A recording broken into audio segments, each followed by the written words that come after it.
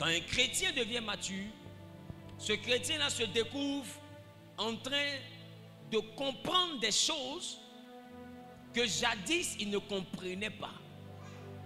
Il se retrouve, et quand Dieu voit qu'un chrétien veut maturer, Dieu t'envoie à découvrir des choses en sa parole qui sont magnifiques. Il t'envoie à expérimenter un autre niveau de sa présence. Et si tu n'aspires pas à ces choses, tu vas aller d'homme de Dieu en homme de Dieu, mais en réalité ce n'est pas des hommes de Dieu que tu cherches, en réalité c'est Dieu que tu cherches.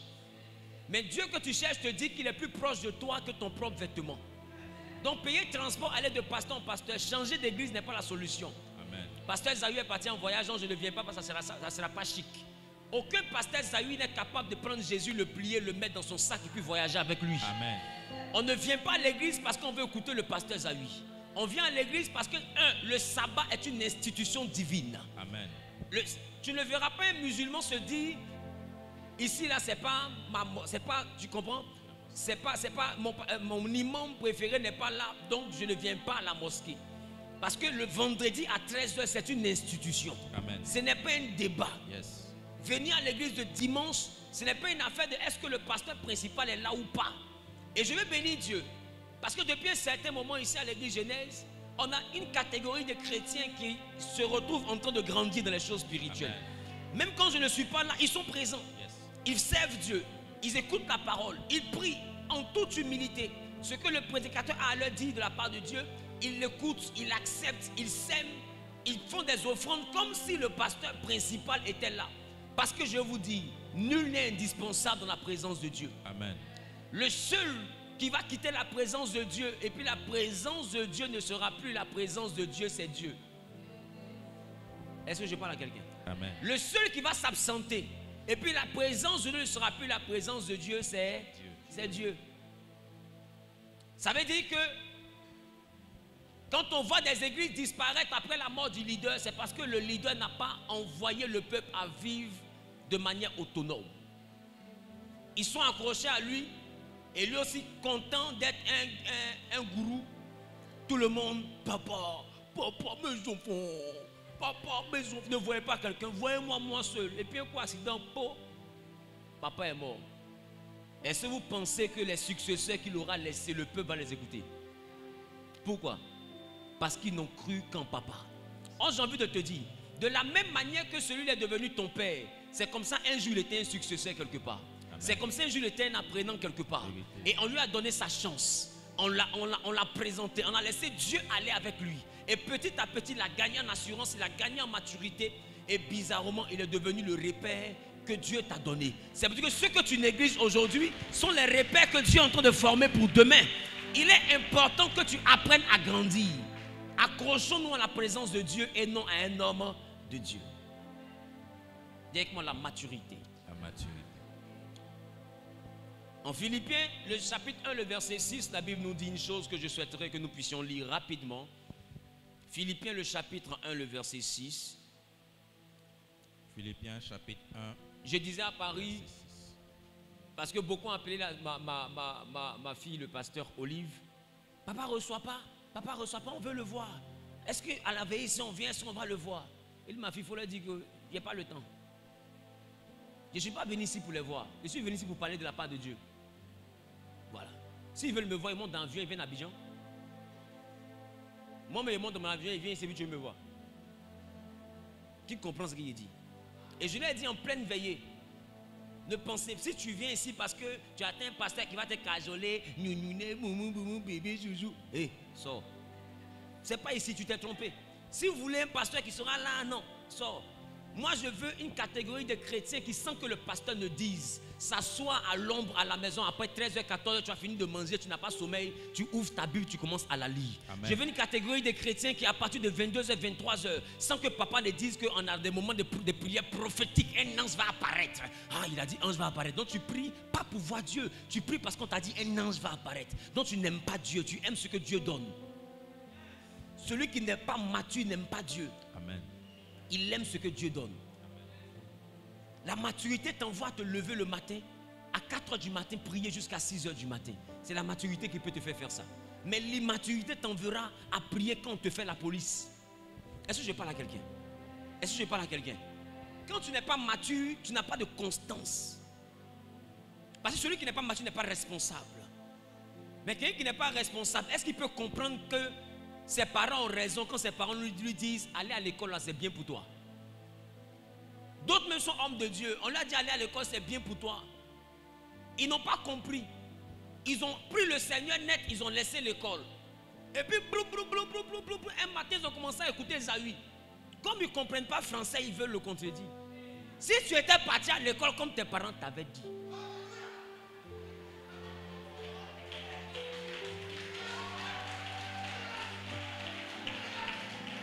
tu aurais compris les métaphores, les anaphores, les figures de style que cet homme de Dieu utilise pour exprimer, pour manifester, pour dire, pour étaler son niveau intellectuel et aussi son niveau spirituel. Amen. Il est important qu'on apprenne à grandir. Si Dieu t'appelle, ça ne veut pas dire que tu dois démissionner de l'école. D'ailleurs, quand Dieu t'appelle, un jour, il te prépare à parler aux chefs d'État, aux ministres, aux ambassadeurs, aux gouverneurs de ce monde. Mais j'ai envie de te dire, le pasteur que tu vois qui te parle des fois, qui parle de punctualité, si tu me vois devant des autorités, tu seras déçu. Parce que tu n'auras plus jamais la même personne. Je peux parler en langage soutenu, en langage courant, en langage familier, parce que j'ai compris à l'école que la communication, ce n'est pas dire, c'est dire et se faire comprendre. Donc le plus important n'est pas de parler, c'est que ce que tu dises là, qu'on entende et qu'on comprenne. Tu viens, tu donnes des gros mots, tu finis, alléluia, j'ai déjà voulu dire. Tu as parlé à ton âme, qui t'a écouté? Et c'est pourquoi les gens sont étonnés de voir que les messages que Dieu met dans ma bouche ont de l'impact. Parce que mes messages sont donnés dans le langage du peuple. Dans le langage du peuple. Tu veux parler à quelqu'un, mais utilise son style de langage. Il te comprendra.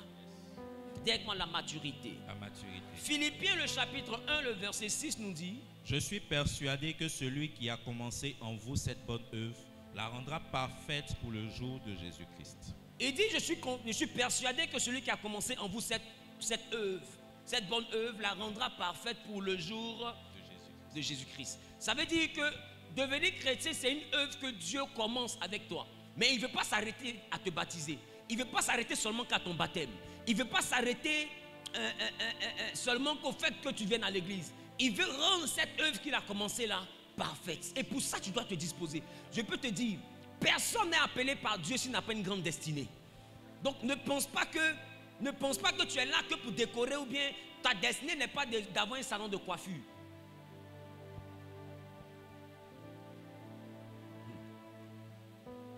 Ne confondez pas le travail que vous faites avec le but pour lequel Dieu vous a créé.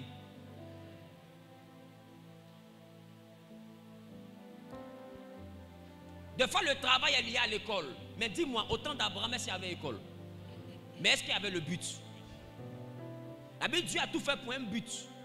Donc le travail peut venir dans ta vie pour subvenir à tes besoins. Mais à côté de ton travail, il faut te demander quel est le but de ma naissance. Parce que ton but n'est pas d'aller au travail, prendre la pause entre midi et 2. Et puis, beaucoup de chrétiens ont réduit leur vie au travail. Ils ne comprennent pas qu'à côté du travail, ils doivent rechercher le but pour lequel ils sont nés. Qui me comprend de quoi je parle? Qui es-tu? En dehors d'être un footballeur, qui es-tu? En dehors d'être un homme d'affaires, qui es-tu? En dehors d'être un comptable, qui es-tu? Dieu permet que tu puisses avoir l'ouverture d'esprit pour être un comptable, pour prendre soin de ta famille. Parce que l'homme de bien est celui qui laisse un héritage aux enfants de ses enfants. Et la Bible dit que celui qui ne prend pas soin de sa maison, particulièrement des siens, est pire qu'un infidèle. Il a régné la foi. Donc le travail te permet de prendre soin de ta maison. Voilà pourquoi Jésus n'avait pas de problème avec le fait réellement que Simon-Pierre puisse avoir un hameçon dans sa poche. Amen. Jésus n'avait pas de problème avec le fait que Simon-Pierre ait un hameçon dans sa poche. Bien que Pierre ait tout abandonné, il n'avait pas abandonné l'hameçon qui était sa profession de base. Il était pécheur. Amen. Mais Jésus n'avait pas de problème avec ça. Le jour où ils arrivent à Capernaum, que Jésus a besoin qu'on fasse la pêche, Jésus sélectionne parmi ses disciples celui qui connaît la pêche, qui s'appelait Pierre. Et l'hameçon qui était dans sa poche a été utile pour que Jésus accomplisse la volonté de Dieu. C'est pour dire qu'à un moment donné, le communicateur que tu es, l'informaticien que tu es, le juriste que tu es, ces choses-là seront utiles pour Dieu devant. Amen. Il n'a pas de problème avec ton métier. Il y a un temps où tu comprendras pourquoi il a permis qu'en plus de ta destinée, que tu puisses avoir ce métier. Le temps vient où tu comprendras ton métier. Est-ce que je parle à quelqu'un? Amen. Il a fait toutes choses pour un but. Dieu n'est pas gawa. C'est pourquoi je déclare, je décrète et je prophétise. Que quiconque fait un pas en avant et saisit la parole, que le Dieu que je prêche avec persévérance te connecte au véritable but de ta vie. Tu sais quel métier tu veux faire, mais ce que beaucoup ne savent pas, c'est quel but Dieu leur a donné.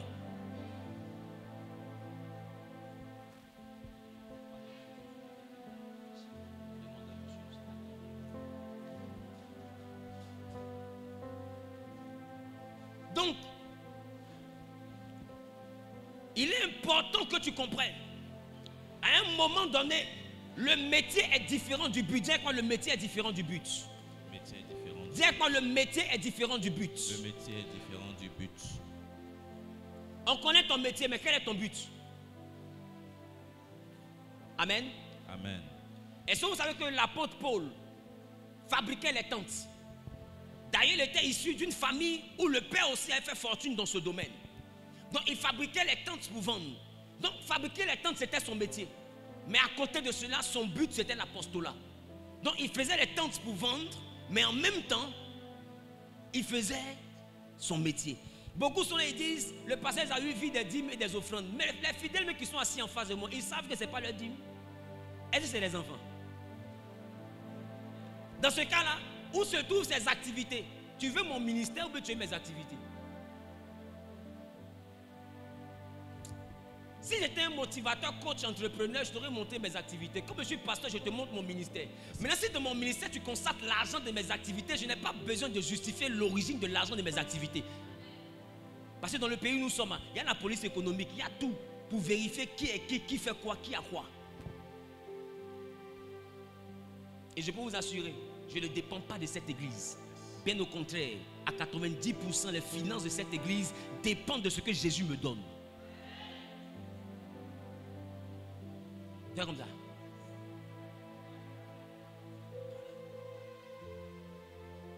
C'est pourquoi quand je voyage pour faire mes programmes, on ne cotise pas ici. Vrai ou faux? Est-ce que les responsables peuvent se lever puis dire, papa dit, comme il y en a un programme, le programme fait 26 millions, chacun doit donner 5 millions, 5 millions. Il a déjà dit ça. Chacun cotise comme il veut. Des fois, quand il finit de cotiser, là, ça fait 200 000, ça fait 300 000. Face à un programme de 26 millions. Donc, toi, tu as donné, mes responsables ont donné 300 000. Dans 26 millions, il reste 25 millions 700 000. C'est qui où? C'est un ange qui a envoyé. Est-ce que je parle à quelqu'un? Amen. Est-ce que je parle à quelqu'un? Amen. Il est important que tu comprennes à un moment donné. Sois avec moi. Il est important que tu comprennes à un moment donné que pour te faire respecter dans la vie chrétienne, cherche ton but et puis aussi un métier. Yes. C'est important. Amen. C'est important. Je n'ai pas fait que la théologie, je suis ingénieur aussi. Est-ce que je parle à quelqu'un? Amen. Dis avec moi la maturité. La maturité. Selon que je vais enseigner aujourd'hui, il y a donc 3 piliers principaux qui mettent en valeur la maturité spirituelle. Le premier pilier de la maturité spirituelle, je l'ai appelé la parole ou la nourriture spirituelle. Le deuxième pilier, je l'ai appelé la vie de prière. Et le troisième pilier de la maturité, je l'ai appelé l'éducation. L'éducation, entre parenthèses, la restauration de ton âme. Pour ceux qui notent, nous sommes des disciples, disciples pas d'élèves. Donc un élève vient toujours à l'école avec un cahier. Parce que tu vas me regarder comme ça. À la fin du cours, on va te demander, mais le culte à cette heure, comment il dit, ça chauffait des... L'homme de Dieu, là, vraiment, Dieu l'utilise, mais il prêche. Est-ce que c'est ce qu'on veut que tu retiennes? Dis à ton voisin, prends quelque chose, il faut noter. Prends quelque chose, il faut noter. Donc, premier pilier, la parole de Dieu ou la nourriture spirituelle. Deuxième pilier, la vie de prière. Troisième pilier, l'éducation, entre parenthèses, la restauration de l'âme. L'éducation, la restauration de l'âme est un pilier tellement déterminant que tu l'auras dans ta vie jusqu'à la fin de ta conversion. Parce que l'âme est difficile à éduquer. Est-ce que je parle à quelqu'un? Amen. C'est la conversion de ton âme qui est la plus difficile. Tout ce que tu aimes, toutes les fausses envies que tu as, tout ce qui est contre la parole de Dieu ne vit pas dans ton esprit mais vit dans ton âme. Et c'est ton âme qui impose ça à ton corps. Et c'est ton corps qui finit par désobéir à Dieu. Donc, c'est conçu dans ton âme, mais c'est manifesté dans ton corps. Est-ce que je parle à quelqu'un? Donc, le plus important, c'est l'âme. Et pour éduquer l'âme, ça prend du temps. Donc, plus tard, on va arriver sur le troisième point. Mais aujourd'hui, je veux que nous puissions aller sur le premier point que j'ai appelé la nourriture spirituelle ou la parole de Dieu. Matthieu, le chapitre 4, le verset 4. Donc, tu peux mettre grand 1, la nourriture spirituelle ou la parole de Dieu pour ma maturité spirituelle. Matthieu 4, 4. Je vous invite donc à vous tenir debout, s'il vous plaît. Honorons la parole de Dieu. Oui. Jésus répondit, il est écrit, l'homme ne vivra pas de pain seulement, l'homme ne vivra pas de pain seulement, mais de toute parole qui sort de la bouche de Dieu. Mais plutôt de toute parole qui sort de la bouche de Dieu. Donc il est écrit, l'homme ne vivra pas de pain seulement, mais de toute parole qui sort cependant de la bouche de Dieu. Assieds-toi dans la présence de Dieu. Alléluia. Amen. Voici que notre Seigneur Jésus est rencontré par Lucifer dans le désert après 40 jours de jeûne. Et la Bible dit, quand Satan rencontre le Seigneur Jésus, il lui dit en première position, voici que tu as faim. Alors, demande à ce que les pierres se changent en pain pour que tu manges. Et Jésus répond, l'homme ne se nourrira pas seulement de pain, mais de toute parole qui sort de la bouche de Dieu. Donc, Jésus dit, l'homme ne se nourrira pas seulement de pain. Autrement dit, l'homme se nourrit aussi de pain, mais pas que de pain. Donc ça veut dire que Jésus est en train de dire, l'homme a deux types de nourriture. L'homme a la nourriture physique, le pain qui gère le corps, mais l'homme a une autre nourriture consommable aussi, qu'on appelle la parole de Dieu. Si le corps est alimenté, équilibré par la nourriture physique, foutou, sauce graine, bâton de manioc, donne-moi encore un truc. Gaba, donne-moi encore un truc. Akassa. Tu vas voir que si tout à l'heure tu ne manges pas, jusqu'au soir, tu ne manges pas jusqu'à demain, à un moment donné, un vibreur va s'activer en toi. Tu vas commencer à sentir que tu n'es pas équilibré. Qui comprend de quoi je parle? Amen. Tu vas commencer à avoir les vertiges, d'autres vont tomber sous onction. Amen. Donc, ton corps va perdre son équilibre parce que ton corps n'est pas alimenté. Mais aussitôt que tu manges, que tu t'alimentes, tu retrouves une forme d'énergie. Amen. Tu retrouves une forme d'énergie qui permet au corps de tenir. Ça veut dire que si la nourriture physique permet au corps de tenir, Jésus dit, il y a une autre nourriture que l'homme aussi doit manger. Donc ça ne permet pas au corps de tenir. Ça permet à la dimension spirituelle de cette personne-là de tenir. Ça permet à l'esprit de cette personne de tenir. Donc le corps est alimenté par ce qui est physique, mais l'esprit est alimenté par la parole de Dieu. Une personne qui veut manger spirituellement doit manger la parole de Dieu. Amen. C'est pourquoi j'encourage tous ceux qui passent des jours et des jours à suivre les prédications que nous donnons. Mange. Dis à ton voisin, mange. Mange. Mange. C'est la parole de Dieu. Mange. Gave-toi de ces choses. À un moment donné, tu vas voir que tu ne sentiras plus le temps passer. À un moment donné, tu vas voir que tu vas commencer à grandir. À un moment donné, tu vas commencer à voir qu'il y a des choses qui ne vont plus être dans ton caractère. Naturellement, cette parole va se mettre à te transformer sans que toi-même tu ne sois témoin de ta propre transformation. Amen. Tu vas commencer à devenir quelqu'un d'autre. Parce que cette parole va se charger de te changer en une nouvelle personne. Quand on dit les choses anciennes sont passées, toutes choses deviennent nouvelles. On n'a pas dit toutes choses sont nouvelles. On dit toutes choses deviennent nouvelles. Donc c'est un présent continu. C'est une continuité. Ça ne se fait pas de manière instantanée. Les choses anciennes sont passées là. Ça ne se fait pas de manière instantanée. Les nouvelles choses ne viennent pas de manière subite. Elles viennent au fur et à mesure que tu grandis avec Dieu. Et dit toutes choses deviennent nouvelles. Plus tu avances, plus ça devient. Plus tu plonges, plus ça devient. Plus tu t'habitues à la parole de Dieu, plus tu deviens une nouvelle personne. Plus tu te transformes. Tu n'as pas te transformer parce que simplement tu as prié. Tu te transformes aussi parce que tu as mangé. Aucun enfant ne grandit parce qu'on lui donne la prière. Pour grandir, on lui donne à manger. Donc la nourriture est donc le premier pilier qui permet à un enfant de grandir. C'est pourquoi des athées peuvent grandir. C'est pourquoi des personnes qui ne croient pas en l'existence de Dieu peuvent grandir. Pourquoi? Parce que ces personnes mangent. Si tu manges, tu vas grandir. Même si Dieu ne t'aime pas, tu vas grandir. Tu vas vieillir, barbe va pousser. Parce que la nourriture crée l'alimentation. Amen. Et l'alimentation renforce le corps et permet au corps de se développer. Donc si tu veux grandir dans le monde spirituel, tu dois manger la nourriture qui fait grandir dans le monde spirituel. Est-ce que je parle à quelqu'un? Amen. C'est pourquoi n'attends pas quelqu'un avant d'ouvrir ta Bible. N'attends pas dimanche avant de lire ta Bible. Le chrétien est le seul, tu lui dis fouille dans la Bible, c'est dedans, et puis il accepte. Il faut connaître ce que la Bible dit. Beaucoup lisent la Bible dans les prédications de certains prédicateurs. Vérité. Il y a des histoires que tu découvres en écoutant la prédication du pasteur Zawi. Ah, ça c'est dans la Bible, c'est une histoire vraie. Hein? Et tu ne vas même pas chercher à dire, le pasteur a parlé d'un texte là, je vais aller le méditer après. Non, tu laisses comme ça, tu retiens la morale et puis tu continues. Dis à ton frère, ce n'est pas une bonne attitude de croissance. Ce n'est pas une bonne attitude de croissance. Pour croître, il faut quoi? Il faut Manger. Il faut Manger. manger. Dis avec moi, il faut manger. Il faut manger. Dis voisin, mangeons. Voisin, mangeons. Mais surtout, mangeons la parole de Dieu. Surtout mangeons la parole de Dieu. Alléluia. Amen. Alléluia. Amen. Combien de personnes ouvrent leur Bible ne serait-ce qu'une seule fois par jour?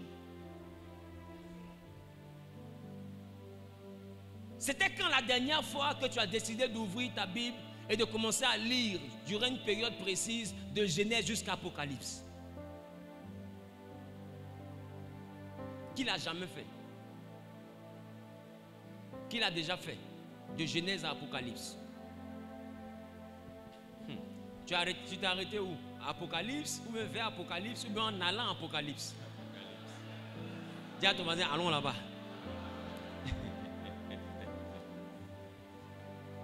Vous savez, les 66 livres de la Bible, tu dois les connaître. Même si tu ne les connais pas par cœur, tu dois les avoir lus au moins une fois dans ta vie. Au moins une fois dans ta vie. La Bible, le Saint-Esprit vous rappellera les choses. Mais comment est-ce qu'on te rappelle quelque chose que tu n'as jamais lu? Le Saint-Esprit ne va pas te dire la Bible, il va te rappeler la Bible. Mais pour te rappeler la parole de Dieu, il faut que tu l'aies déjà lu. Donc tu vois que Dieu est limité face à un chrétien qui ne lit pas. D'ailleurs, le plié de la prière, pour ceux qui ne savent pas, dépend du plié de la lecture de la Bible. Amen. Parce que Dieu ne veille pas sur tes problèmes pour les résoudre. Dieu veille sur sa parole pour l'accomplir. Donc tu dois être capable de fouiller dans sa parole. Quelle est sa promesse qui correspond à ton problème et qui oblige Dieu selon sa parole à résoudre ton problème? C'est ça la vraie équation. Et c'est avec cette parole-là que tu vas aller présenter ton problème à Dieu en lui disant je suis stérile, mais il est écrit dans ta parole que la stérile enfante 7 fois. Alors je demande aussi mes 7 enfants. Tu ne peux pas, en tant que stérile, demander à Dieu des enfants si tu ne connais pas la promesse de Dieu pour les stériles. Oh yes. C'est pourquoi la Bible est un testament, c'est un héritage. Il faut connaître la part qui t'appartient dans l'héritage. Il y a une part qu'on t'a léguée, mais cette part est rattachée à ton besoin. Donc il est important que tu connaisses la Bible. Est-ce que je parle à quelqu'un? Dieu ne veille donc pas sur ton problème. Si Dieu doit te bénir par ordre de problème, si Dieu doit nous élever par ordre de problème, je vous assure qu'il ne commencera pas par nous. Si Dieu doit te bénir parce que tu fais pitié, il ne commencera pas par cette église. Je t'assure, tu as des besoins, mais tu n'as pas encore eu des problèmes. Tu connais un problème. Tu connais un problème. Toi, tu peux dormir et tu as un problème. Regarde comment tu es joli, regarde ton voisin. Regarde ton voisin. Un perruque, c'est là, tu as un problème. Regarde ton voisin, comment il est beau. Un veste ça là, tu lui demandes s'il a un problème. Si toi tu as un problème, celui qui est couché au sud depuis 6 mois, qui a tué sur lui partout là, lui il a quoi? Si toi tu as un problème pendant que tu dors dans un studio climatisé, tu dis c'est trop serré, et lui qui dort sur table au marché, lui il va te dire quoi? Tu dis tu as un problème, tu manges poisson braisé, quand tu prends Coca-Cola, tu mets dessus, tu rotes. On est dans le couloir et j'entends ça au bout là-bas. Si toi tu as un problème, celui qui est en Europe, ou bien celui qui est dans les pays, fait des poubelles, va dans les restaurants pour voir. Vous ne les voyez pas souvent au restaurant? Ils sont là, ils attendent que vous finissez de manger. Mais je peux prendre, quand tu prends tes restes, les enfants la groupent dessus. Tu connais le problème? Arrête d'attirer quelque chose sur toi. Tu n'as pas de problème, tu as des besoins. Il faut respecter Dieu et respecte les efforts que Dieu a fournis dans ta vie. Tu n'as pas de problème, tu as des besoins. Tu as des choses dont tu as besoin pour que ta vie soit meilleure. Mais sinon ta vie non plus ne fait pas pitié. Ce qui fait que tu te fais pitié toi-même, ce sont tes ambitions démesurées. Tu veux vivre au-dessus de tes moyens, non, toi-même tu te mets une pression de souffrance. Sinon en réalité, si tu vis dans ce que Jésus t'a donné, tu ne vas pas souffrir. Amen. Tes problèmes viennent de ton envie. Voilà. Tes problèmes viennent de ton envie. Sinon, chambre salon que tu es déménagé là. Et puis tu es trop malheureux pour tes camarades en manoir. Quand tu vas déménager, reviens là dans une semaine. Tu vas voir quelqu'un qui est en train de laver la maison. En train d'appeler son frère. Hé, Dieu s'est glorifié, il y a une maison. Oh. Maison, toi tu dis Dieu n'a rien fait là. La même maison, quelqu'un dit Dieu a tout fait. Donc le bonheur n'est donc pas dans ce qu'on recherche. Le bonheur est dans l'appréciation de ce qu'on a. Si tu ne sais pas apprécier ce que tu as, tu ne seras jamais heureux. Amen.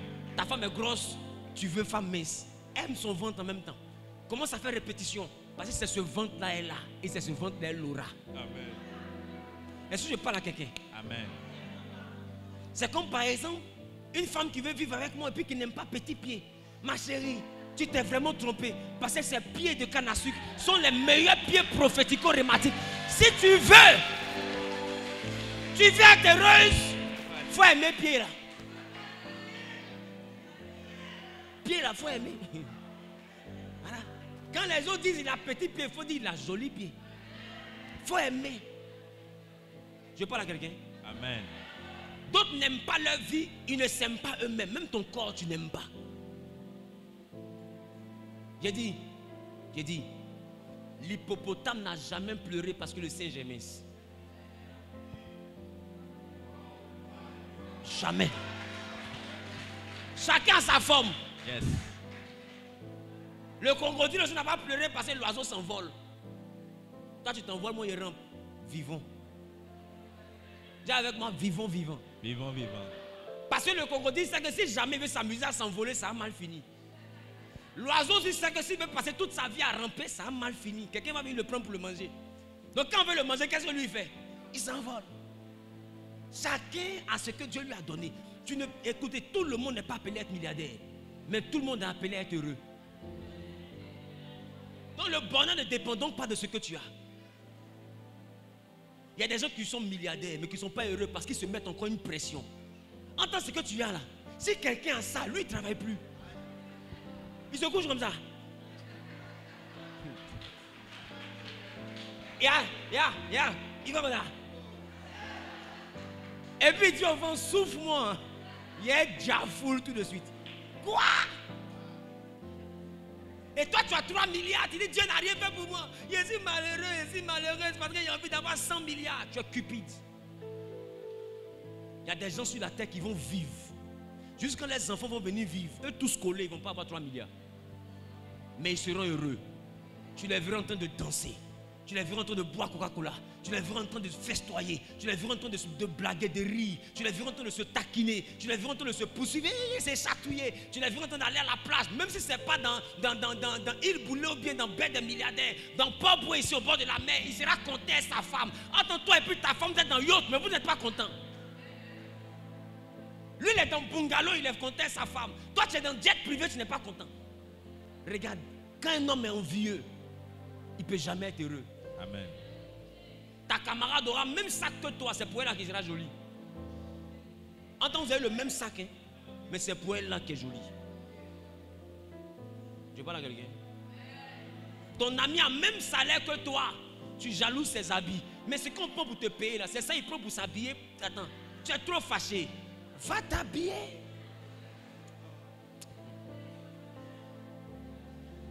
Je parle à quelqu'un. Amen. Est-ce que je parle à quelqu'un? Amen.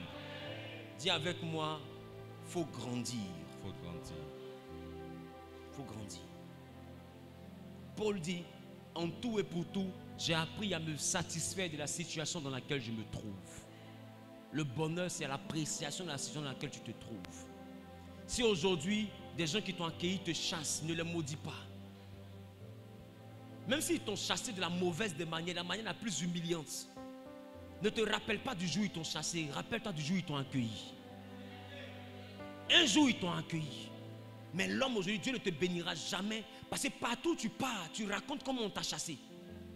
Mais tu n'as jamais dit comment on t'avait accueilli. Tu n'as jamais dit ça.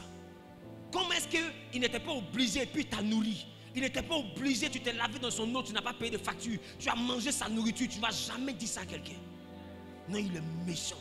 Il m'a chassé comme un chien pourri. Je ne vais jamais oublier ça. Dieu aussi ne va pas t'oublier. Amen. Parce que ton modèle là, c'est dangereux pour l'humanité. Tu es ingrat, coefficient 20.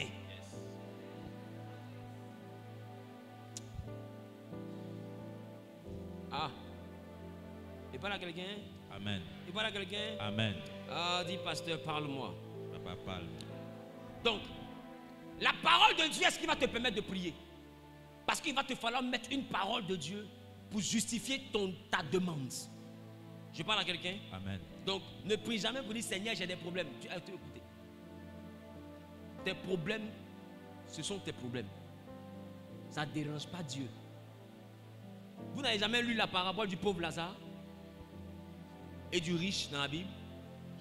Il était pauvre, avait des ulcères, chien, lapin, ses plaies. Ça ne dérangeait pas Dieu. Quand il est mort, les anges l'ont pris pour l'envoyer au ciel.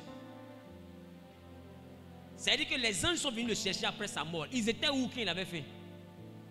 Ça ne dérangeait pas Dieu. Est-ce que je parle à quelqu'un? Amen.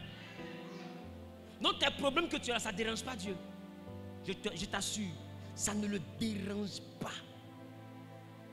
Si tu veux qu'il te guérisse, il faut lui dire Seigneur, je veux que tu me guérisses parce que voici ce que je veux faire pour toi. Dès l'instant qu'il voit que son intérêt est dans ta guérison, ta maladie l'intéresse. Dès l'instant qu'il sait que son intérêt est dans ton travail, ton chômage commence à l'intéresser. Anne était stérile. On l'insultait tous les jours. Dieu lui a donné un enfant? Jamais. Le jour où elle est partie devant Dieu, elle a dit à Dieu, tu me donnes un enfant, je te le donne comme prophète parce qu'il n'y a plus de prophètes. Dieu a vu qu'il y avait son intérêt dans le ventre de Anne. Elle a eu un enfant, elle n'a pas eu. Écoutez-moi, vous ne savez pas qui vous priez. Il s'en fout de vos problèmes. Il a ses problèmes à lui et il cherche des hommes pour les résoudre. Amen. Lui, il a ses problèmes, il cherche des hommes pour résoudre lui ses problèmes. Il n'y avait pas de prophète, il cherchait une femme qui allait pouvoir enfanter. Anne s'est proposée, elle était la stérile de son époque qui a enfanté. Dieu a son problème, il veut que les gens fassent l'œuvre de Dieu. Mais aujourd'hui, ça demande de grands moyens.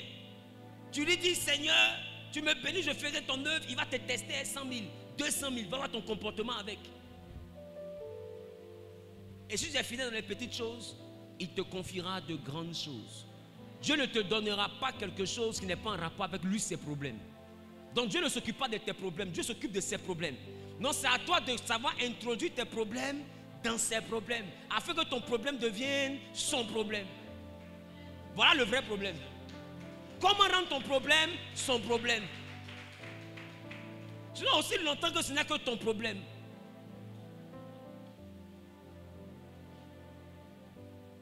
Dis à ton voisin, fais de ton problème le problème de Dieu. Fais de ton problème le problème de Dieu.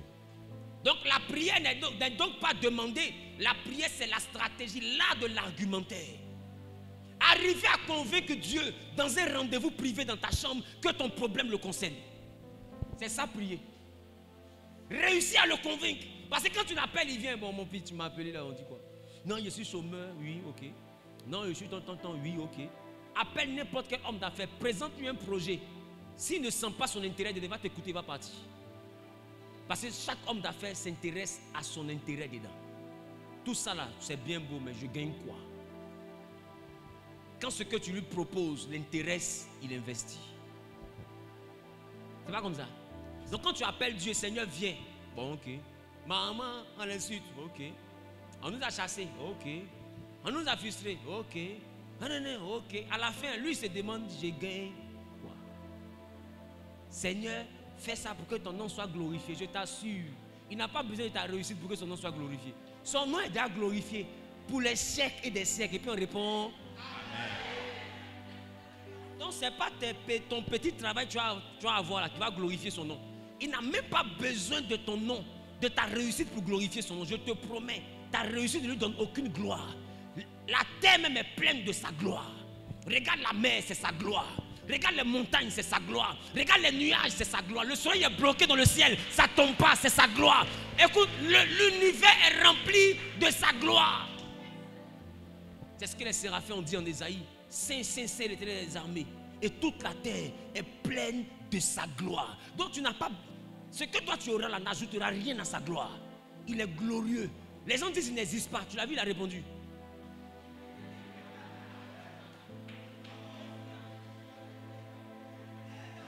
Il n'existe pas, non? Il n'y a pas de droit. Meurs. Il ne te répond pas. Quand tu vas mourir, on en reparle. Mais pour l'instant, vis. Et puis après ça, meurs. Et puis on se voit. Les plus grands philosophes qui ont tenu ce genre de thèse à la fin de leur vie. Et pourtant, Dieu existe. Ils en sont contredits eux-mêmes. Parce que le jour de ta mort, là, tes yeux s'ouvrent. C'est pourquoi remarquez que quand quelqu'un doit mourir, il commence à voir des gens venir. Il commence à parler avec des gens. Le jour de ta mort, tes yeux s'ouvrent. Donc, champagne quitte dans tes yeux. C'est à cause de Belé que tu es devenu bête, non? Belé quitte dans tes yeux. Ces yeux de foule, tu as regardé pour dire Dieu n'existe pas. La foule aussi quitte à côté de toi. Et puis tes yeux s'ouvrent. Et puis tu vois une porte s'ouvrir. Tu vois des anges venir. Et puis le premier te dit Dieu m'a envoyé. Avant de quitter la tête, il dit aux gens, et pourtant, il existe. Il a envoyé des gens pour venir me chercher. On sent là-bas comme ça.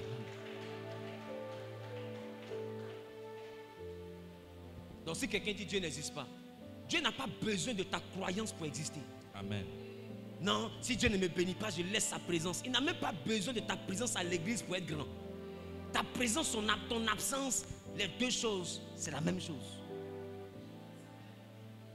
Même si on veut nous son ici, on prend gaz, on s'assassine, on se tue, il sera Dieu. Voilà. Si vous voulez prendre votre Côte d'Ivoire, battez-vous de janvier jusqu'en décembre, il sera Dieu. Si vous voulez brûler toutes les églises, il sera Dieu. Frappez tous les chrétiens, il sera Dieu.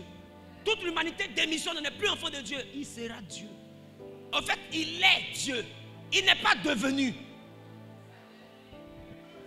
Ce que tu deviens, tu peux le perdre.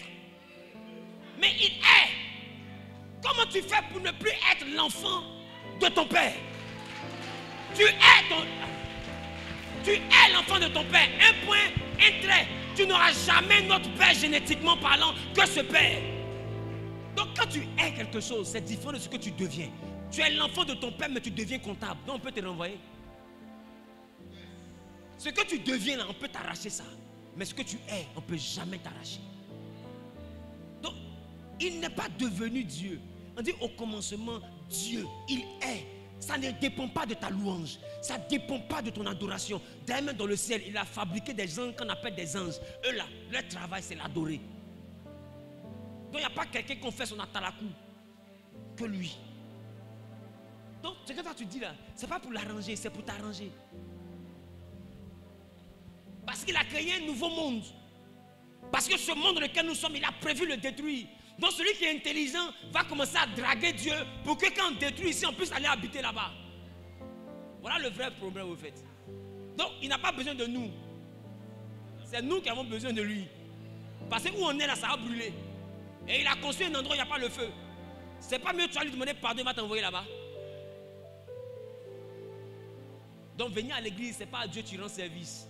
Non, je suis découragé de la vie chrétienne. Va. Est-ce que tu te rappelles des veillées où tu as pris les sorciers? Je lâche le feu, retourne l'envoyeur, que le sorcier meurt. Il est blessé, il n'est pas encore mort. Retourne. Retourne. Au fait, toi, tu ne sais pas tout ce qui t'attend. Retourne. C'est un des autres. Je mets le feu sur toi. Je te bombarde. Elle n'a rien dit. Elle s'est assise dans son coin. Chouette. Et puis toi seul, où on te protège là. Je suis fatigué de rester ici. Je sors. Sors. Tout ce qu'on te demande là, sors. Tu vas lire l'heure. Oui. Quand ils vont faire ton attiqué poisson braisé, tu ne vas pas croire. Parce que ce qu'ils ont prévu pour toi là, ce n'est pas la mort. Tu sais, la mort là, des fois c'est une délivrance. Il y a des gens qui sont malades, ils appellent la mort. La mort ne vient pas. Ce qu'ils ont prévu pour toi là, ce n'est pas la mort. Toi tu penses qu'on veut te tuer.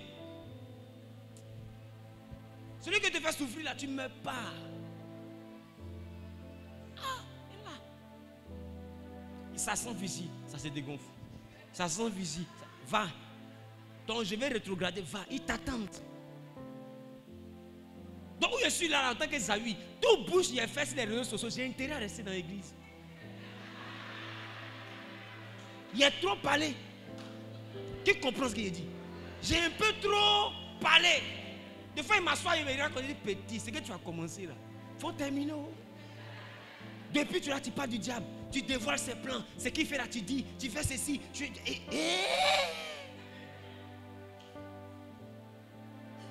Ils sont comme ça.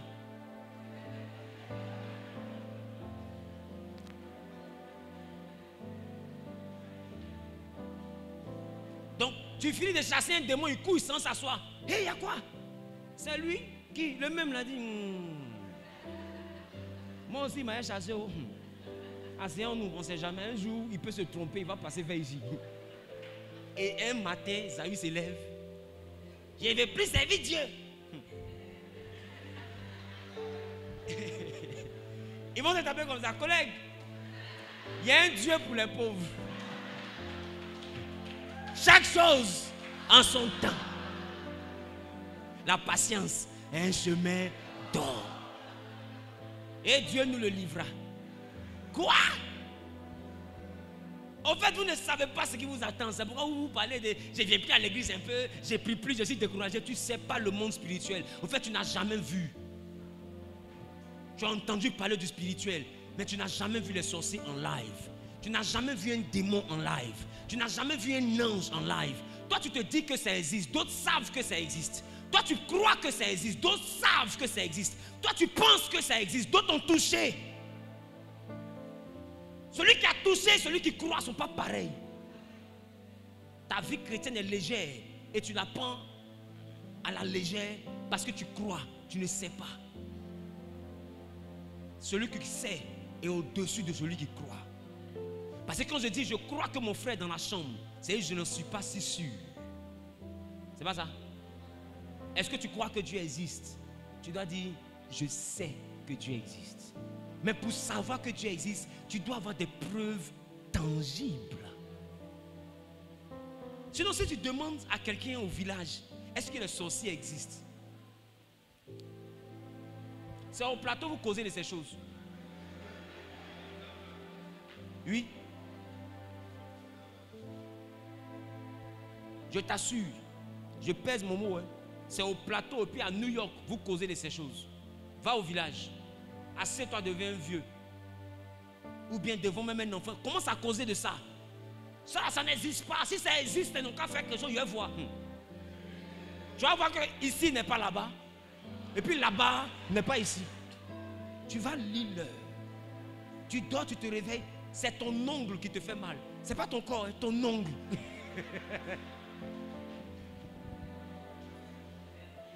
Et puis quand tu cries, mon pied, oh! Et puis on te dit, au fait, on n'a pas mangé. Hein? On a fait bisous dessus. Tu sens la douleur? Il dit oui. On existe ou on n'existe pas? Il dit, je vous jure. Vous existez. Là, je ne crois plus. Je sais. De toute façon, mon pied s'est enflé de là à là. Si vous n'existez pas, le pied ne peut pas s'enfler comme ça. Parce que mon pied n'avait rien. Quand tu vois des gens marcher sur carreau, il n'y a rien. Puis un coup, son pied se casse, double fracture. Tu as expliqué ça comment? Il y a des choses là. Il ne faut pas t'amuser. Donc, ce que tu n'as jamais vu, il ne faut pas discuter dessus. Et la maturité spirituelle te demande de faire ces choses. Je parle à quelqu'un? Amen. Je parle à quelqu'un? Amen. Je parle ou je bavarde? Amen. Dis prophète, parle-moi. Papa parle. Amen. Amen. Qui aime la parole de Dieu? Je vais partager 5 choses que tu ne peux pas accomplir sans la parole de Dieu. Et après, nous allons encore, la semaine prochaine, partager encore d'autres choses qu'on ne peut pas accomplir sans la parole de Dieu. Écoute-moi bien. Premier point, sans la parole de Dieu, il était impossible de devenir enfant de Dieu. Jean le chapitre 1, le verset 12, nous dit quoi? Jean le chapitre 1, le verset 12. Je viens un deuxième lecteur parce qu'on va aller très vite. Sans la parole de Dieu, il est impossible de devenir enfant de Dieu. La Bible dit quoi? Mais à tous ceux qui l'ont reçu, À ceux qui l'ont reçu, à ceux qui croient en son nom, à ceux qui croient en son nom, elle a donné le pouvoir de devenir elle a enfant donné de le Dieu. pouvoir de devenir enfant De de Dieu. Dieu. Ça veut dire que la parole de Dieu qui s'est faite chair, sans elle, tu ne peux pas devenir enfant de Dieu. Donc si aujourd'hui tu es chrétien, tu n'es pas chrétien par ta volonté, tu es chrétien parce que la parole de Dieu t'a donné le pouvoir de devenir enfant de Dieu. Donc ta vie chrétienne commence par la parole. Alors Jean dit, au commencement était la parole. Préparez-moi encore, comment on appelle ça? Josué chapitre 1, le verset 8. Et le deuxième lecteur prend le psaume 107, le verset 20. Donc, Jean dit, devenir enfant de Dieu dépend de la parole. Ça c'est d'un. Deuxième tiret, Jean dit encore que devenir enfant de Dieu nous confère un pouvoir. Or, la parole te rend enfant de Dieu et c'est la parole qui donne le pouvoir. Donc tu ne peux pas avoir le pouvoir dans la vie chrétienne si tu ne te nourris pas de la parole de Dieu. Est-ce que je parle à quelqu'un? Le combat spirituel entre Jésus et puis le diable, ce n'est pas déroulé par le feu. Ça s'est déroulé par il est écrit. Quand Jésus a causé le diable, je n'ai pas vu le feu que vous avez beaucoup dans vos églises. Je n'ai pas vu ça là-bas. Je vais te dire une chose. Satan doit habiter en enfer. Donc tu ne penses pas que depuis qu'on lui a annoncé ça, là, il a commencé à s'entraîner un peu avec le feu?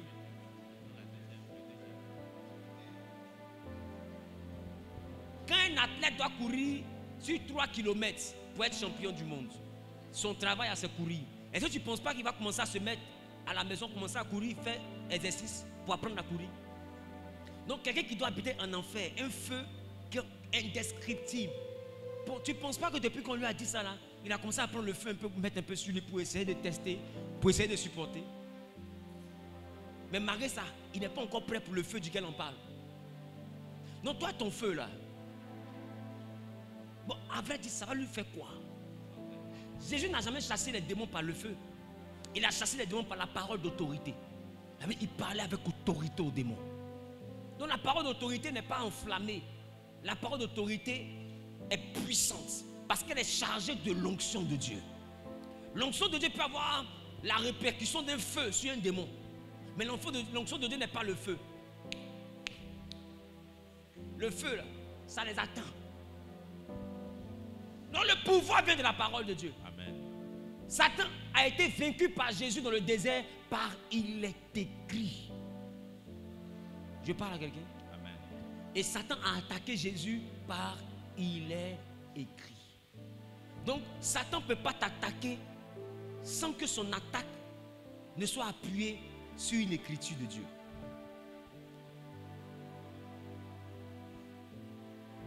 Quelqu'un ne m'a pas compris. Ce que Satan te fait là, c'est dans il est écrit qu'il fait ça. Amen. C'est pourquoi la Bible dit que personne, rien ne t'arrive sans que Dieu ne l'ait permis. Et d'ailleurs, je vais aller même plus loin. Personne ne peut quitter la terre, mourir sans la permission de Dieu. Amen. Maintenant ma question, pourquoi Dieu permet? C'est parce que celui qui t'attaque là, il a donné un argument de la parole de Dieu que Dieu ne peut pas contredire. Quand on l'appelle l'accusateur, un accusateur c'est un peu comme un procureur. Il t'accuse mais avec la loi. Donc Satan, pour jouer son rôle d'accusateur, connaît la Bible. Et c'est à partir de la Bible que ses actions sont justifiées. Est-ce que je parle à quelqu'un? C'est à partir de la parole de Dieu qui justifie ses actions. C'est à partir de la parole de Dieu que Dieu même lui donne la capacité d'aboutir dans ses actions. Parce que laissez-moi vous dire, il y a des fois où Dieu exauce le diable. Sinon, dis-moi, ceux qui sont morts de manière prématurée, qui a permis, qui a voulu, qui a accepté qu'il meure? C'est Dieu. Mais qui a voulu qu'il meure? Qui a voulu qu'il meure? Mais qui a accepté qu'il meure? C'est Dieu. Mais est-ce qu'il n'est pas mort de manière prématurée? Est-ce que sa destinée s'est accomplie? Est-ce que ce que Dieu a écrit de Dieu s'est accompli? Ça veut dire que ce qu'ils ont donné comme argument justifiait sa mort. C'est pourquoi, si tu te plains du sorcier qui a tué ton parent ou bien qui a tué ton frère, pendant qu'on n'a pas encore enterré ton frère, il ne faut pas te plaindre du sorcier. Demande à ton frère, il a fait quoi et puis il est couché ici. Je reprends. Qu'est-ce qu'il a fait? Et puis il est couché là. Parce que s'il n'a rien fait contre la parole de Dieu, Dieu ne peut pas le livrer au sorcier. rendu coupable. Parce que sa mort vient d'une accusation. L'accusation vient d'une violation. Qu'est-ce qu'il a violé comme règle pour qu'il finisse là? Vous en voulez au sorcier, mais en voulez au cadavre. Si le cadavre là est su se comporter, le sorcier n'allait pas aboutir.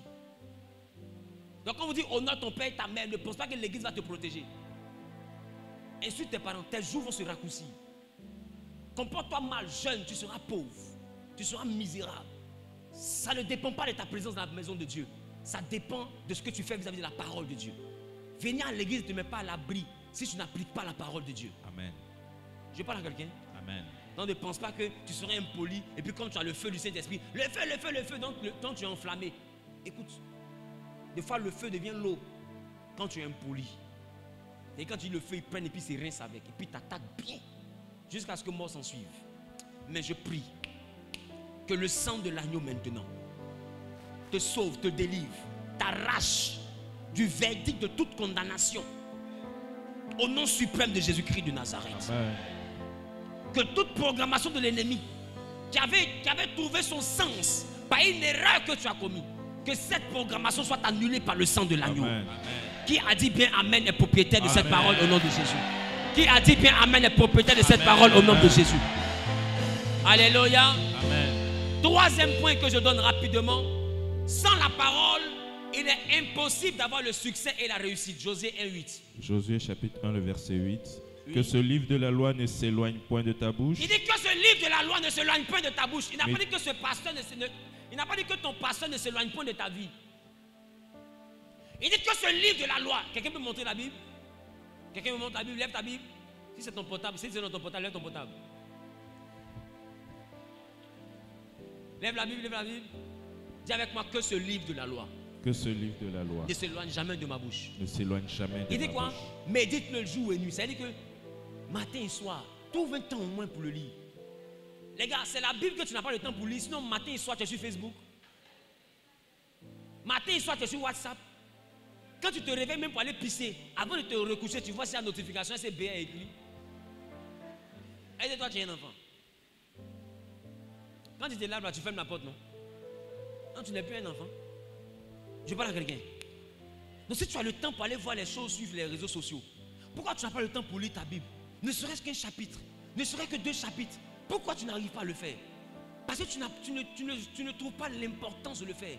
Oh, tu veux réussir. Mais la Bible dit la clé pour la réussite, que le livre là ne soit pas banalisé. Lis-le jour et nuit et agis selon ce qui a été écrit. Il dit c'est alors que tu réussiras. Donc la réussite est une conséquence des actions d'obéissance à la parole de Dieu. Il dit c'est alors que tu réussiras, c'est alors que tu auras du succès. Donc tu veux réussir, tu vas avoir le succès. Lis la Bible et cherche à appliquer la Bible. Il y a des lois dans la Bible qui t'enverront le succès. Il y a des lois dans la Bible qui t'enverront la réussite. Donc tu n'auras pas la réussite et le succès parce que tu pries. Tu auras la réussite et le succès parce que tu médites. Donc lis la Bible, lis la parole de Dieu est vitale pour ton succès. Est vitale pour ta réussite. Est-ce que quelqu'un veut réussir ici? Amen. Tu veux réussir? La Bible t'a donné la clé. La clé c'est le livre. Donc si tu ne lis pas la Bible, qui est ennemi de ta réussite? Qui est ton ennemi? Qui combat ta réussite? Attends, c'est comme si tu adores un fétiche que tu ne danses jamais. Comment c'est possible? Tu adores un fétiche qui n'a jamais pris ton coq, ni ton bélier. C'est que vous deux, vous ne vous connaissez pas. Qui comprend de quoi je parle? Amen. Ou bien même ton coutou, il n'a jamais pris. C'est que vous deux, vous ne vous connaissez pas. Comment tu fais pour adorer un Dieu que tu ne connais pas, que tu ne lis pas, que tu ne pratiques pas? Tu es chrétien parce que tu es censé pratiquer la parole de Dieu. Amen. Je parle à quelqu'un. Amen. Je parle à quelqu'un. Amen. Dis à ton voisin, la clé du succès La clé du Le succès succès est dans la parole de Dieu. est dans dans la la parole. parole de Dieu. La clé de ma réussite La clé de ma réussite est dans la parole de Dieu. est dans la parole de Dieu. Si je veux réussir, Si je veux réussir, je dois lire la parole jour et nuit. je dois lire la parole jour et nuit. Et je dois marcher selon ce qui est écrit. Je dois marcher selon ce qui est écrit. C'est alors C'est alors que je réussirai. que je réussirai. C'est alors C'est alors que j'aurai du succès. que j'aurai du succès. Donc nous, en tant que chrétiens, notre succès vient de ça. Donc si à partir d'aujourd'hui, tu veux réussir, il y a un élément qu'il ne faut pas négliger. C'est la Bible. Quelqu'un m'a compris? Amen. Psaume chapitre 107, le verset 20. Parce que par la parole de Dieu, on est guéri. Toi qui es malade, tu es là un jour, tu as des bobos, tu as des trucs, etc. Tu ne comprends pas, tu es toujours à l'hôpital, tu es maladif. La Bible guérit. Psaume Là- 107, le verset 20. Oui. Il envoya sa parole et les guérit. Ah? Il dit quoi? Il envoya sa parole et les guérit. C'est-à-dire que la guérison est encore possible, mais pas la parole. C'est la parole que Dieu envoie. Amen. La Bible n'a pas dit qu'il a envoyé le feu pour consommer la maladie. Il a envoyé la parole. Et la parole les guérit. Je parle à quelqu'un. Amen. Donc il faut comprendre que la parole est capable de faire quoi? Guérit. De guérir. La parole est aussi capable de faire quoi? De délivrer. Il dit quoi? Il les fit échapper de la Il les fosse. fit échapper de la force. La force, c'est le piège de l'ennemi. Tu veux que Dieu te délivre? Tu veux que Dieu te guérisse? Mais lis la parole de Dieu. Amen. Tu es stérile, il t'est trop pour un problème. Et tu n'aimes pas la parole de Dieu. En dit, tu as le VIH, tu n'aimes pas la parole de Dieu. Mais la parole de Dieu guérit. Dieu peut te guérir dans la méditation. Amen. Dieu n'est pas obligé de passer par un homme de Dieu forcément pour te guérir. Sa parole peut te guérir. En toute intimité, il peut te restaurer. Ce n'est pas tout Dieu fait en fanfare. Amen. Il y a des choses qu'il fait en flûte. Qui comprend de quoi je parle? Amen. Ce n'est pas tout Dieu fait en fanfare. Il y a des choses que lui va faire dans ta vie, mais ça sera dans ta chambre. Ça sera dans ton intimité, dans la parole. Tu vas commencer à voir que ta vie commence à prendre une autre dimension. Tu commences à être béni, tu commences à être épanoui, tu commences à avancer petit à petit. Il va te bâtir, il va te construire. Mais ça se fait par la parole. Ton cœur est brisé, tu as goumé. Lis Bible, tu t'es écouté, zouk.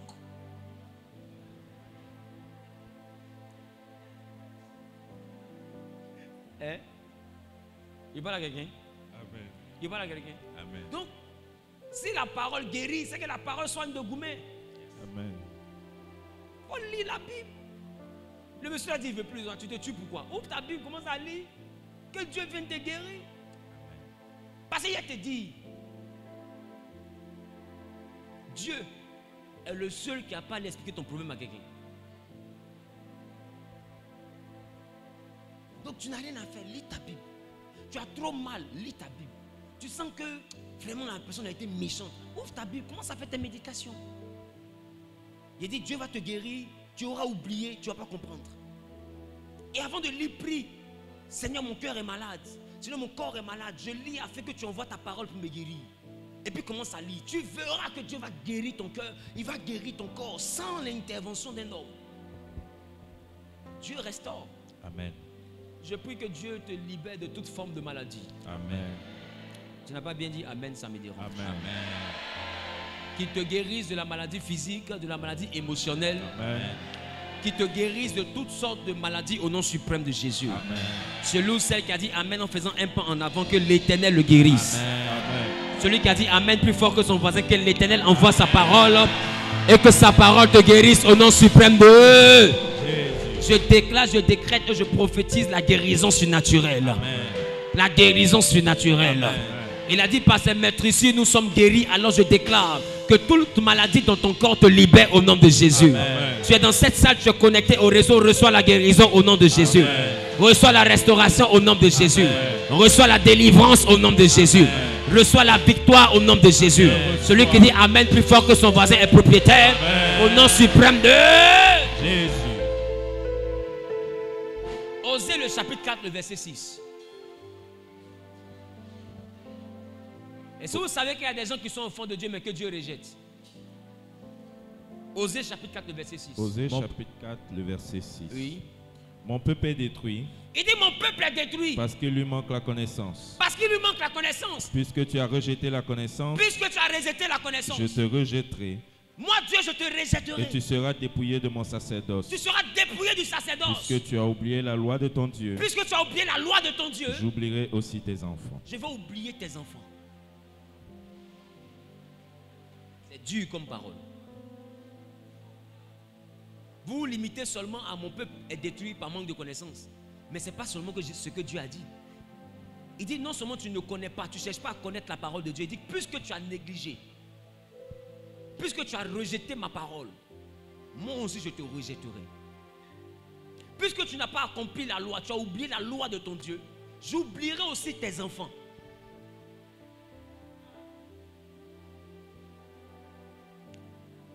Donc ça veut dire que être ignorant de la parole de Dieu t'expose et expose tes enfants. Est-ce que je parle à quelqu'un? Non, ne pense pas que la vie chrétienne consiste seulement qu'à venir à l'église. Le Dieu que nous venons chercher ici te dit, si tu rejettes sa parole, il va te rejeter.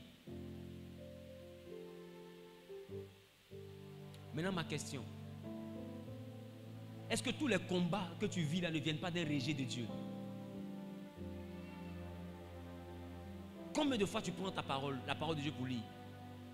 Combien de fois as-tu cherché la connaissance dans la parole de Dieu? Combien de fois as-tu médité la parole de Dieu? Combien de versets, de chapitres lis-tu par jour? Si je te demande oser, c'est qui? Peux-tu me parler d'oser? On ne te demande pas de retenir les versets par cœur. Mais je te dis un roi. Est-ce que tu peux m'expliquer ce qui s'est passé dans un roi? Tu connais les personnes, tu ne connais pas les histoires. Est-ce que je parle à quelqu'un? Tu connais seulement les hommes les plus célèbres qu'on prêche. Mais il y a d'autres histoires aussi intéressantes de fois qui concernent ta vie. Les hommes de Dieu peuvent ne pas prêcher même ta vraie histoire qui est dans la Bible. Mais en lisant la Bible, tu peux tomber sur l'histoire qui contient la clé de ta destinée. Il dit, puisque tu rejettes la parole, la connaissance, moi l'Éternel, je te rejetterai. Puisque tu as rejeté la loi de ton Dieu, il dit, je quoi? J'oublierai aussi tes enfants. Je ferai quoi? J'oublierai aussi tes enfants. Il dit, j'oublierai aussi tes enfants. Que Dieu vous donne la force de marcher selon sa parole. Amen. Afin réellement que vous soyez pleinement enfants de Dieu. Amen. Afin que vous soyez réellement des hommes et des femmes qui auront reçu et qui manifestent le pouvoir de Dieu. Amen. Que le nom de Jésus te confère un pouvoir. Que la parole de Dieu développe en toi cette capacité. Amen. Que la parole de Dieu t'envoie à accéder au succès et à la réussite. Amen. Quelqu'un n'a pas bien dit Amen, ça me dérange. Amen. Que la parole de Dieu apporte dans ta vie la guérison au nom suprême de Jésus. Amen. Si c'était une maladie au niveau de ton âme, sois guéri au nom de Amen. Jésus. Je reçois. Que la parole de Dieu te préserve, te sauve de la destruction au nom Amen. de Jésus. Te sauve du rejet au nom de Jésus. Amen. Que la parole de Dieu préserve ta descendance au nom de Jésus. Amen. Que le fruit de tes entrailles soit béni au nom de Je Jésus. reçois. Qui a bien dit Amen est propriétaire dans le nom de Amen. Jésus-Christ de Nazareth. Que l'Éternel nous exauce. Amen. Au nom de Jésus, dis bien Amen. Amen. Je vais prier pour la parole.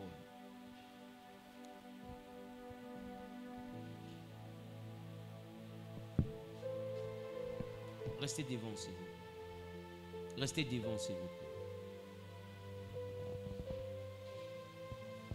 Toi qui me suis en ligne, ou bien toi même qui n'es même pas de cette église, quand tu rentres dans ton assemblée et que ton pasteur finit de prêcher, apprends à semer sur la parole. Apprends à semer sur la parole. Et tu verras que l'Éternel permettra que ce que tu as entendu devienne ton quotidien. Je veux prier. Levez les mains, vous qui êtes devant. Il dit la foi sans les œuvres est morte. Ça veut dire que si tu as entendu quelque chose, que cette chose-là réellement t'a impacté, tu vas accompagner ce que tu as entendu d'une action. Or, l'offrande est une action. Voilà pourquoi on appelle ça action de grâce. L'offrande est une action. Une action qui montre que tu as cru. Si quelqu'un t'explique quelque chose comme projet que tu ne crois pas, tu ne lui donnes pas ton argent. Parce que le projet, ce n'est pas quelque chose qui est fait sur le champ. C'est quelque chose qui doit se faire, qui doit se réaliser. Donc quand tu lui donnes ton argent, c'est sur la foi que tu donnes ton argent. Et parce que tu crois. que tu lui donnes ton argent. Donc l'offrande est une chose qui atteste que je crois en ce qui a été annoncé. Et je vais expérimenter ce qui a été annoncé. Alors je déclare, je décrète et je prophétise. Dans la vie de quiconque est dans cette salle et de tous ceux qui sont connectés aux réseaux sociaux qui feront leur offrande par les moyens qui s'affichent à l'écran. Que l'Éternel vous exauce. Amen. Qui vous envoie à grandir dans sa parole. Amen. Vous savez, derrière ce que nous lisons dans la parole de Dieu, il y a la vérité de Dieu. Il dit quoi? Vous connaîtrez la vérité et la vérité vous affranchira. Derrière la parole de Dieu que tu lis, il y a la vérité de Dieu. Et cette vérité de Dieu, là, elle t'affranchit, elle te libère. Donc la vraie délivrance n'est pas dans seulement que la prière, c'est aussi dans la connaissance de la parole de Dieu, la découverte de la vérité. Je déclare que Dieu te connecte à la vérité de sa parole qui te délivrera de tout ce que tu traverses. Amen. Qu'il te donne de pouvoir comprendre les mystères de sa parole. Amen. Beaucoup de gens ici sont découragés parce que quand ils lisent la Bible, ils constatent qu'ils ne retiennent pas, donc ça les énerve. Bravo. Parce que tu lis pour pouvoir dire, il est écrit ici, ici, ici. Que Dieu te délivre de cet orgueil. Amen. C'est l'orgueil. Lisez la Bible. Est-ce que Jésus a dit au diable, il est écrit en Exode, chapitre 1, verset 1, tu ne tenteras pas l'Éternel ton Dieu. Il a dit ça. Il dit, il est écrit. Parce que celui à qui il cause là, il connaît le verset. Satan connaît le verset. Si ce n'est pas écrit, Satan va lui dire, tu mens. Ça là seulement, ce n'est pas écrit. Mais ils n'ont donné aucune cotation. Mais il a donné la parole. Tu n'as pas besoin de retenir dans quel livre c'est écrit pour que Dieu valide sa parole. Sa parole est sa parole. Si ce qu'il a dit là existe, lui il reconnaîtra. Les démons reconnaîtront parce que tout le monde connaît ça. Ils n'ont pas besoin de connaître le verset. Voilà pourquoi il y a des Bibles où c'est le verset 32 qui dit une chose. Il y a une autre Bible où le même verset là est dit au verset 33. Donc si ça dépend d'un numéro de verset, quand c'est 32, c'est 33, c'est quand on s'est trompé. Le plus important n'est pas le verset, c'est de connaître ce qui est écrit. Tu me comprends? Donc laisse l'orgueil de vouloir retenir. Tout le monde n'a pas cette grâce. Tout le monde n'a pas cette grâce. Même moi-même je te parle là, je n'ai pas cette grâce. La grâce de dire, il est écrit à gauche, à droite. Je ne l'ai pas, mais je sais ce qui est écrit. Qui comprend de quoi je parle? J'ai déjà lu ce qui est écrit. Et quand Dieu veut me donner des messages, il me rappelle un verset. C'est pourquoi vous voyez que deux fois je prends la Bible, et puis je suis en train de chercher le verset. Et je sais que j'ai déjà lu. Je sais que c'est écrit. Et je trouve le verset et puis je prêche. Ça m'empêche de prêcher. Et ça m'empêche de prêcher. Maintenant, si moi-même je n'arrive pas à retenir, pourquoi toi tu es frustré parce que tu ne retiens pas? Moi je ne retiens pas, mais je suis pasteur. Et puis quand je prêche, ça bénit des vies. Qui comprend de quoi je parle? Amen. Et puis tout à l'heure, je ne connais pas tous les versets de couple par cœur, ni tous les versets de la prière par cœur. Mais si je vais t'enseigner sur la prière, je vais te dire, il est écrit ici. On va chercher, on va trouver le verset, je vais t'exhorter. Ça m'a enlevé quelque chose. Dis avec moi, laisse l'orgueil. D'autres se disaient, ils connaissent ça par cœur. Je viens de t'avouer que je ne connais pas par cœur. Ça m'a enlevé quelque chose. Je ne connais pas par cœur là, mais essaie de dire, moi je connais par cœur, lui ne connaît pas par cœur. Enseignons, j'ai t'enterré. J'ai te fait disparaître d'enseignement. Tu ne vas pas croire. Parce que écoute, ce n'est pas une affaire, ce n'est pas l'orgueil, ce n'est pas la force. Je parle à quelqu'un ou pas. C'est une affaire d'esprit de Dieu. Je prie que l'Éternel te donne la force de lire. Amen. Même si tu ne comprends pas, qu'il t'envoie à continuer à lire. Amen. Même si tu ne retiens pas, qu'il t'envoie à continuer à lire. Amen. Et qu'au moment opportun, que le Saint-Esprit te rappelle tout ce que tu auras lu. Amen. Que le Saint-Esprit te rappelle tout ce que tu auras lu. Amen. Celui qui dit Amen, bien que le Saint-Esprit le connecte à une intimité dans la parole de l'Éternel. Que Dieu fasse de toi un gladiateur de la parole. Amen. Un guerrier dans la parole. Amen. Quelqu'un qui mangera la parole jour et nuit. Amen. Quelqu'un qui... Ah, tu n'as pas bien dit Amen. Amen. Que l'Éternel fasse de sa parole ton ami fidèle. Amen. Que chaque jour que tu aies envie de lire la parole. Amen. La Bible dit là où se trouve ton cœur, là où se trouve ton cœur, là aussi se trouve ton trésor. Amen. Que désormais que ton cœur soit dans la parole de Dieu, pour que le trésor de la parole de Dieu t'appartienne. Que l'Éternel connecte... Ah, tu n'as pas bien dit Amen. Que Dieu connecte ton cœur à sa parole. Amen. Celui qui dit je reçois est propriétaire. À partir d'aujourd'hui, je déclare que de façon naturelle, que le Saint-Esprit crée en toi l'envie de découvrir des choses dans la Bible. Amen. Que ta soif soit portée vers la parole. Amen. Que ton envie soit gérée par la parole. Amen. Que la parole réellement devienne une passion pour toi. Amen. Que tu sois passionné par la parole de Dieu. Amen. Qui a dit Amen est propriétaire. Amen. Sois béni au nom de Jésus.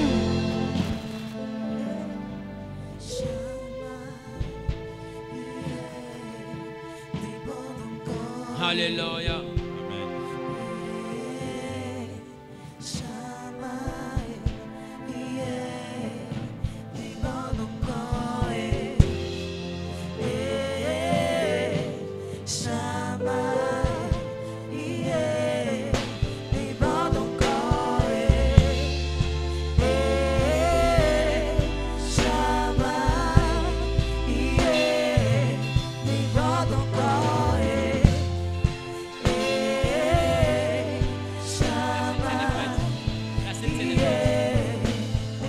On va faire la Sainte Seine.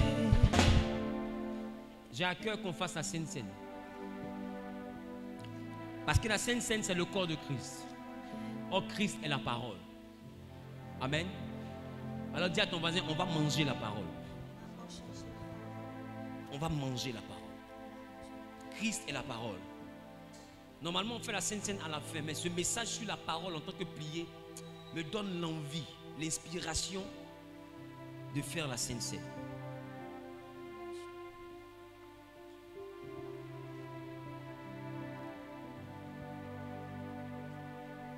Oh Seigneur, soutiens ma foi. Christ est la vie recherchée de mon âme. Oh Seigneur, soutiens ma foi. Est-ce qu'on peut afficher le programme qui commence à partir de demain à l'écran? Le programme qui commence à partir de demain, est-ce qu'on peut l'afficher à l'écran? Nous avons un grand programme sur les démons des eaux et des airs. Comment les vaincre? Qui est à la veillée? On a parlé des démons, on a parlé des esprits, on a parlé des démons des airs, on a parlé des esprits des eaux. Et à partir de demain, 19h sur YouTube. C'est pas ici, c'est sur YouTube. Demain, 19h sur YouTube. Non, demain, 21h plutôt. 21h, autant pour moi. Sur YouTube, nous aurons l'enseignement sur les démons des eaux et des airs, comment les vaincre. C'est un cours de démonologie qui aura pour but d'envoyer chacun à atteindre la délivrance. Donc tu peux ne pas être possédé, mais tu peux être influencé. Ceux qui étaient à la veillée ont compris. Donc toi qui veux comprendre, va suivre la veillée sur YouTube et tu comprendras certainement ce que j'essaie de te dire. D'accord? Et on va donner les directives pour que chacun puisse prier pour sa restauration et tout. Tu es passé par les eaux du baptême, viens prendre le pain et le vin. Nous allons passer à la Sainte Seine. Christ est la vie recherchée de mon âme. Oh Seigneur, soutiens ma voix. Christ est la vie recherchée de mon âme. Oh Seigneur, soutiens ma voix. Prends-moi, Seigneur. Prends-moi, Seigneur, dans mon état. Dieu de Jacob, soutiens ma voix. Prends-moi, Seigneur, dans mon état. Dieu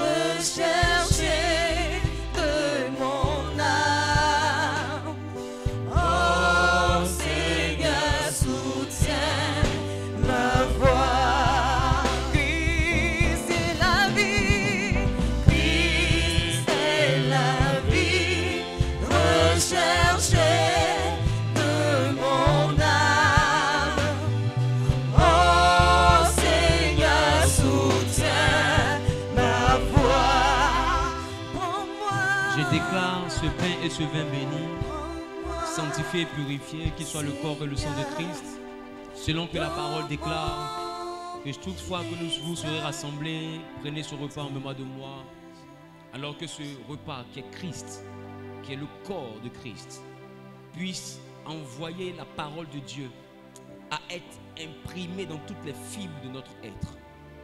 Seigneur, nous voulons grandir dans ta parole. Nous voulons être des amoureux de ta parole. Nous voulons manger ta parole, la méditer jour et nuit.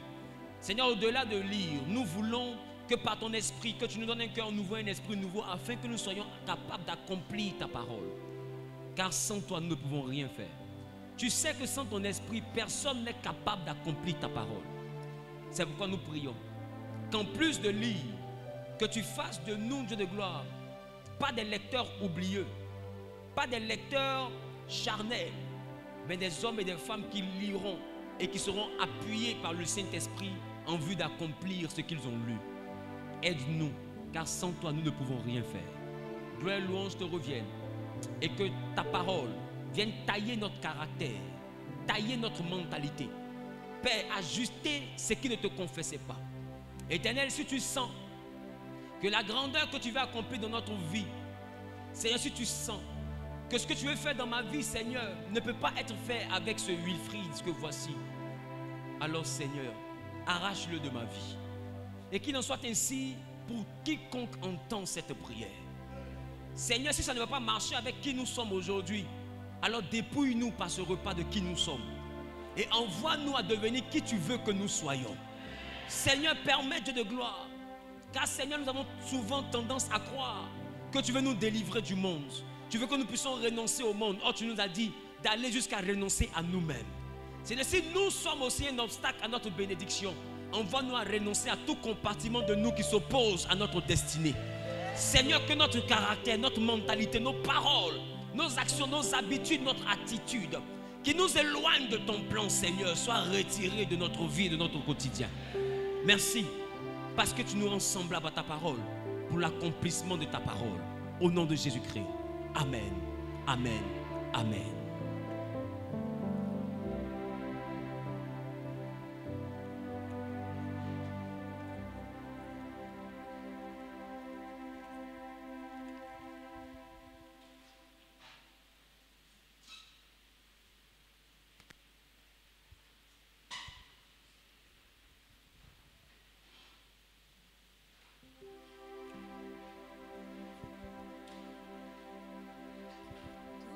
Dis avec moi, Seigneur, si tu sais que ce que tu veux accomplir dans ma destinée ne marchera pas avec ce Wilfried-ci,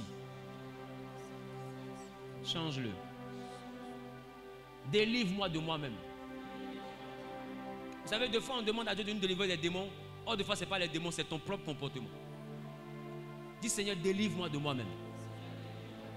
Délivre-moi de mon orgueil, de l'égoïsme, de l'hypocrisie, de la colère, de la méchanceté, de tout ce qui est en moi qui m'empêche d'accomplir ta volonté, qui m'empêche d'être glorieux comme tu es glorieux. Délivre-moi de moi-même et rends-moi semblable à qui tu désires que je devienne. Dans le nom de Jésus. Amen, amen et amen. Que Dieu t'exauce. Offrande d'acclamation à Jésus.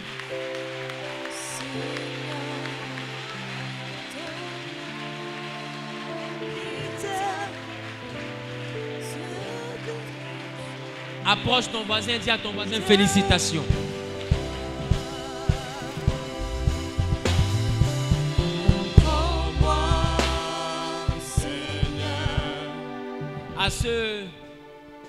À ceux qui ne sont pas encore passés par les eaux du baptême, je veux rapidement vous inviter à venir devant. On ne va pas vous filmer. Ne mettez pas de caméra sur eux comme on a l'habitude de faire.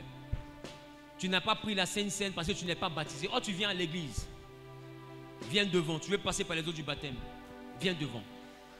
Apprécie Dieu pour leur vie.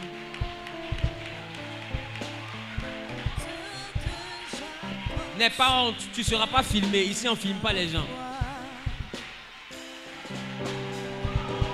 Waouh, waouh, waouh, waouh, waouh, waouh, waouh, waouh, waouh, waouh. Est-ce que quelqu'un peut pousser des cris de victoire à la gloire du ressuscité, à la gloire de l'agneau immolé? Quelqu'un peut pousser des cris de victoire? C'est magnifique. Alléluia. Alléluia. Vous savez, je suis de ceux qui croient maintenant que si quelqu'un accepte le Seigneur Jésus le jeudi, on le baptise le jeudi.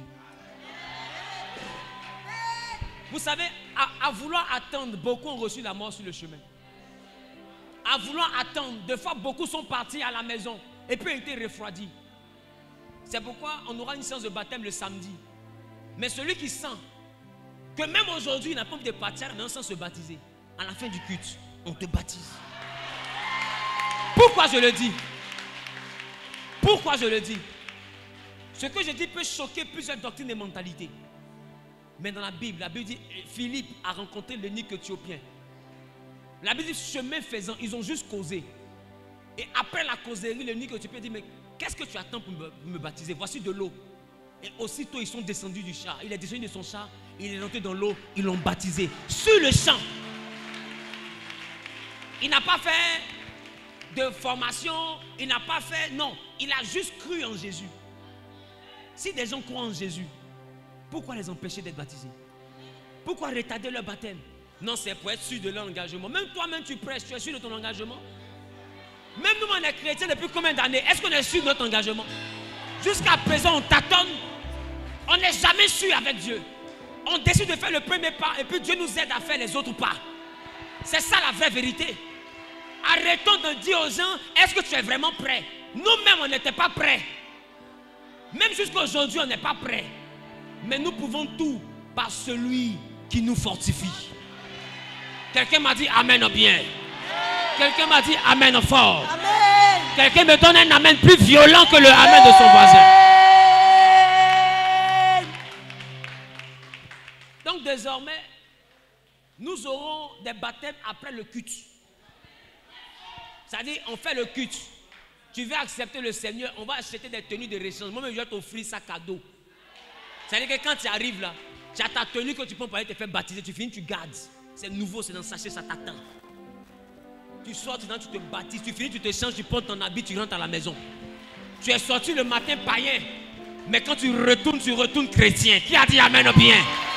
Qui a dit amen bien? Qui a dit amen plus fort que son voisin?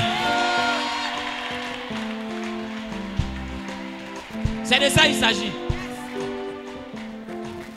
Est-ce que vous savez que beaucoup de personnes ont décidé de se baptiser, mais quand ces personnes sont sorties, Satan les a attaqués, ils ne sont plus revenus à l'église. Si. C'est pourquoi quelqu'un a dit qu'il faut battre le fer pendant qu'il est chaud. Si quelqu'un entend la voix de Dieu, qui n'a pas endurci son cœur, pourquoi toi le pasteur, c'est toi qui endurcis ton cœur? Baptise-le. Quand Jean-Baptiste a baptisé, il a fait quelle école de formation de qui? Celui qui veut se faire baptiser venait au Jourdain. On le baptisait sur le champ. Quand les disciples baptisaient, ils baptisaient sur le champ. Donc, afin de dire, il faut faire 1 mois d'enseignement, 2 semaines d'enseignement, 1 an d'enseignement, ça vient d'où? Je ne condamne pas les églises qui le font. Mais je dis aux églises qui le font d'essayer d'être indulgents et de permettre au maximum de rentrer dans le royaume des cieux. On a besoin du maximum. Parce que même l'église mère, qui est la plus grande église qui puisse exister, ils font 3 ans de formation. C'est pas ça? C'est pas ça? Mais dites-moi, quand ils réalisent que la personne est mourante et qu'il n'y a plus de choix, la personne va mourir. Tu n'as pas encore fini catéchèse, mais on te baptise sur ton lit de mort. Sur ton lit de malade, on vient, on te baptise. On te donne ta première communion avant que tu ne meures. Pourquoi? Parce qu'ils savent que si tu meurs sans le baptême, tu risques d'aller en enfer. Donc n'empêchons pas les gens d'aller au paradis. Je parle à quelqu'un. Donc si tu peux me donner communion sur mon lit de mort, baptise-moi pendant qu'il était vivant en même temps. Je parle à quelqu'un. C'est pourquoi on est là. Tu sens dans ton cœur que tu veux te baptiser à la fin du culte, on te baptise. Tu sens dans ton cœur que tu es baptisé samedi prochain. On te baptise samedi prochain. Ça dépend de toi. Lève la main droite, on confesse Jésus. Dis avec moi, Seigneur Jésus. Moi, Wilfried, Amagouzawi. Aujourd'hui, je prends la décision de t'accepter comme mon Seigneur et mon Sauveur personnel. J'ai entendu ta parole et je suis convaincu que tu es le Fils de Dieu, manifesté en chair, mort, ressuscité dans tes morts pour le rachat de mon âme. Alors à partir d'aujourd'hui, je te donne ma vie. Rachète-moi par ton sang. Devant les hommes, devant la cohorte angélique, je prends l'engagement de porter ton sceau, de porter ta marque, de porter ton nom et de faire partie de tes témoins afin que seul ton nom soit glorifié. Dans le nom de Jésus-Christ, qui a dit Amen bien. Félicitations. Que Dieu vous bénisse. Que Dieu vous bénisse. Félicitations. Dieu vous bénisse. Que Dieu vous bénisse. Que Dieu vous bénisse. Est-ce que le pasteur Combat peut les recevoir rapidement? Vous faites les listes de ceux qui veulent se baptiser après le culte, ceux qui veulent se baptiser le samedi prochain. Et puis après le culte, moi-même, il y a les baptisés. Que Dieu vous bénisse. Tu es ici chez toi, ici dans ta maison. C'est l'Éternel qui t'y a conduit. Tu n'es pas ici en vain. Avec toi, des bébés gars, une son bienvenue, bienvenue à Genève, dans la maison de ton père. Bienvenue à Genève, c'est la maison de ton père. Bienvenue à Genève, c'est la maison de ton père. Bienvenue à Genève, bienvenue à Genève, bienvenue. Alléluia. Regarde ton voisin, dis à ton voisin, tu es béni.